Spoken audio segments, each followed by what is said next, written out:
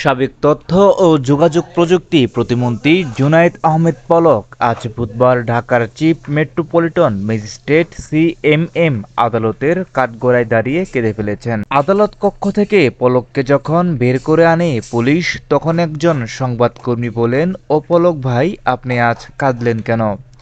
এ প্রশ্নে পলক নিশ্চুপ থাকেন। সাংবাদিকদের কোনো প্রশ্নেরই তিনি জবাব দেননি। যাত্রাবাড়ী থানার একটি হত্যা মামলায় আজ পলককে গ্রেপ্তার দেখানো হয়। ছাত্র জনতার অভ্যুত্থানে গত বছরের 5ই আগস্ট শেখ হাসিনার সরকারের পতন হয়। 13 আগস্ট রাজধানীর সদরঘাট থেকে সাবেক প্রধানমন্ত্রী শেখ হাসিনার বেসরকারি বিনিয়োগ ও শিল্প বিষয়ক উপদেষ্টা সালমান এফ রহমান ও সাবেক আইনমন্ত্রী আনিসুল হককে একসঙ্গে গ্রেপ্তার করার কথা জানায় পুলিশ। গ্রেপ্তার হওয়ার পর থেকে সালমান ও আনিসুল একই কারাগারে আছেন বলে জানান তাদের আইনজীবীরা।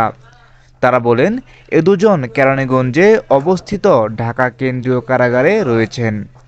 এই কারাগারে তারা একই ভবনে থাকেন, তবে তাদের কারাকক্ষ ভিন্ন। তাদের কারাগার থেকে একই প্রিজন ভ্যানে ঢাকার আদালতে আনা হয়। আদালতের শুনানি শেষে আবার তাদের একই প্রিজন ভ্যানে করে কারাগারে নিয়ে যাওয়া হয়ে থাকে। সালমান ও আনিসুল কেরানীগঞ্জে অবস্থিত ঢাকা কেন্দ্রীয় কারাগারে চম্পাকলি ভবনে আছেন।